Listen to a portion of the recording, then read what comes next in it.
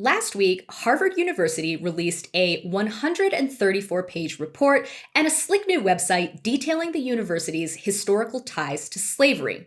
Among other findings, the report revealed that various faculty and staff at Harvard had owned slaves prior to the outlawing of slavery in Massachusetts, and that several major donors to the school had profited from the slave trade into the 19th century.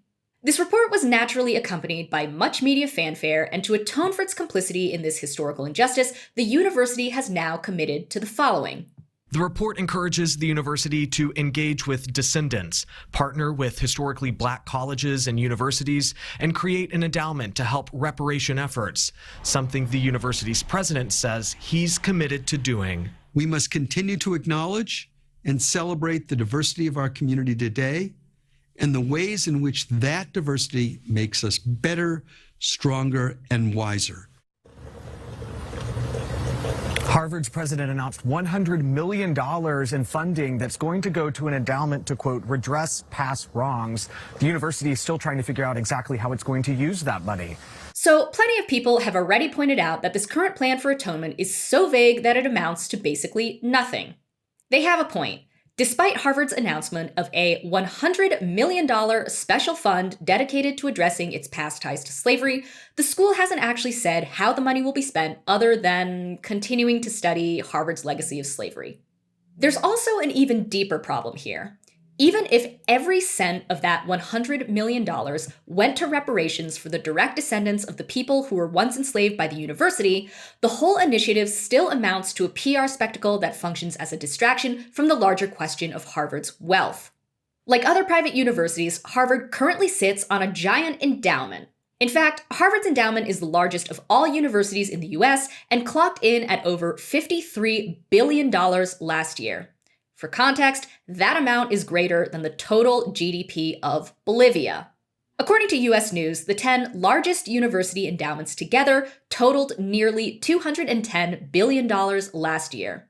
And that's before even taking into account 2021's stock market booms, which are estimated to have increased university endowments by a median of 27%.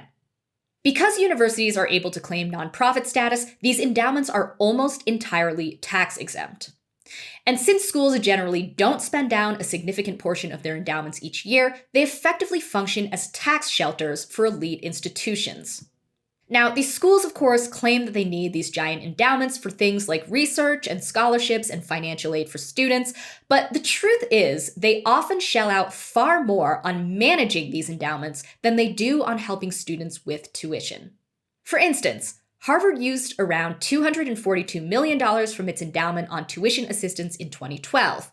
By contrast, in 2014, it paid $362 million in private equity fees and nearly $1 billion in total investment management fees. In other words, universities pour vast sums of money into the financial sector each year, often while simultaneously jacking up tuition, freezing staff salaries or laying off workers, or cutting back on financial aid to students. And for all of their recent navel-gazing around social justice, the richest universities have vehemently opposed any and all efforts to tax these endowments. In 2017, one provision of Trump's corporate tax cut bill actually created a small tax on the investment income of large university endowments. Since then, schools like Harvard, Yale, and the University of Pennsylvania have been fighting tooth and nail to repeal this tax, even though it only affects a very small fraction of their wealth. One opponent of this tax has argued that it constitutes, quote, an unprecedented and damaging attack on the tax-exempt status of universities. But why exactly should we continue to treat these universities as nonprofits? After all, the truth is that these so-called private institutions benefit from an array of public services and government subsidies.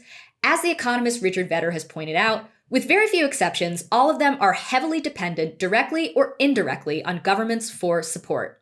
Federal student loans allow them to raise fees much higher than they otherwise would be able to charge, as do tuition tax credits and Pell Grants. State and local government exemption of facilities from property and sometimes sales taxes provide further assistance.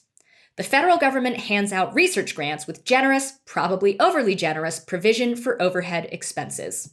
Vedder continues, I once estimated all the various government benefits received by so-called private Princeton University were vastly greater, at least 10 times as much per student, than those conferred on a so-called public or state university, the College of New Jersey, located a mere 10 miles away. Is the public-private distinction meaningful in any real sense? In other words, these universities are being subsidized by the government and by everyone else's taxes to hold onto massive sums of wealth, all while tuition costs in the US continue to creep up and student debt continues to skyrocket. No wonder Harvard has been so eager to publicize that it's generously dedicating $100 million to slavery-related soul-searching.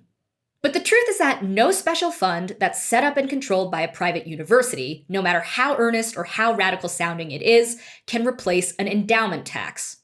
The simple reason for this is that taxation brings money under public control, which is to say that taxing these bloated endowments would constitute a much more expansive and democratic model of redistribution than, for instance, one fund that's dedicated to whatever the president of Harvard decides constitutes reparations.